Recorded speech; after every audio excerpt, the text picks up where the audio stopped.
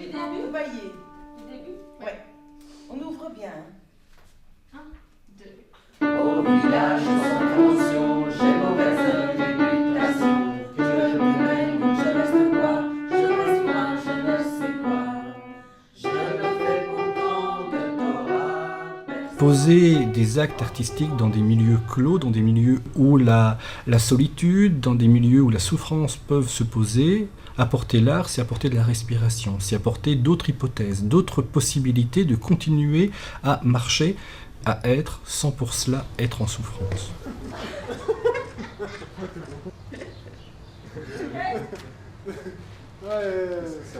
En tout cas, il y a une scène qui s'ouvre dans les ateliers qui permettent d'amener des choses d'une autre façon. Il y a un petit décalage qui fait qu'ils peuvent se voir un peu différemment, ils peuvent amener quelque chose en plus en moins d'une autre façon. En tout cas, ça crée une possible distance entre soi et soi, pour eux, pour chacun des participants, qui donne une liberté, je pense. Ça marche bien. Comment ne pas perdre la tête? Serrer par des bras audacieux, car l'on croit toujours aux mouvements d'amour quand ils sont dits avec les yeux. Les ateliers artistiques, ils sont vraiment un des piliers du travail qu'on réalise avec les enfants. On propose différents types d'ateliers. Mais je dirais tout est prétexte pour faire un atelier, tout est prétexte pour organiser des rencontres, pour leur apprendre d'abord à travailler ensemble, mais aussi à réaliser des choses dont les enfants vont être fiers d'eux, donc avoir des bénéfices dans le renforcement de l'estime de soi.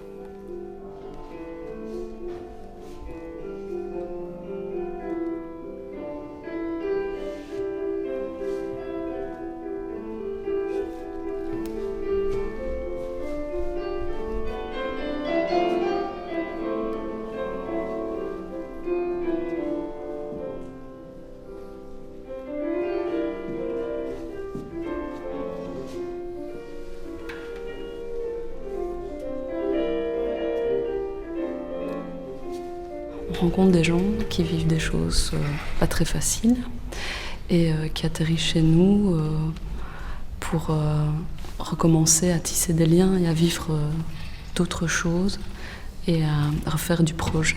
Et ces projets, ça peut être une foule de choses.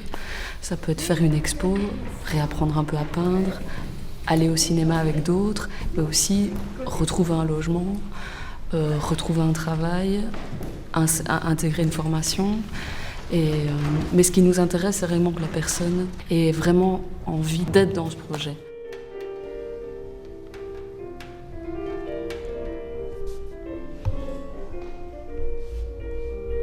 Il y a vraiment une dimension de plaisir d'être ensemble et qu'il se passe quelque chose et d'être présent, ou bien vraiment une dimension de création ou d'écriture ou de narration de quelque chose qui est important pour soi, d'une question. Ce qui est beau, moi je trouve, c'est qu'il y ait plein de personnes différentes qui, pour des raisons différentes, se trouvent ensemble réunis pendant un moment. C'est bon, ça se... 1, 2, 3, 4. Bonsoir chers auditeurs et bienvenue sur Radioactivité. Allô ? Peut-être qu'une relation à un artiste, ça peut modifier une personne. Que tout d'un coup, la rencontre avec un artiste ou la rencontre avec un projet artistique permet à une personne qui, elle, est en souffrance ou en questionnement sur sa propre vie, trouver une autre trajectoire. Le théâtre, l'artistique, le culturel sont dans ce sens un soutien bien sûr aux soins au niveau de l'hôpital, mais surtout un soutien au niveau de la personne qui est en souffrance.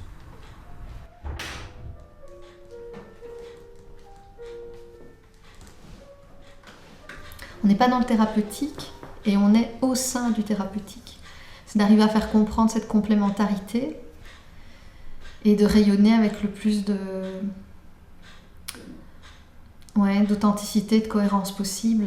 Finalement, on soutient un mouvement dans l'état d'esprit des gens qui leur permet d'ouvrir, d'exprimer. Et il y a eu, depuis le démarrage de l'atelier, il y a vraiment, vraiment de belles choses, quoi. Il y a vraiment de belles choses qui se lisent et qui s'écrivent. le meilleur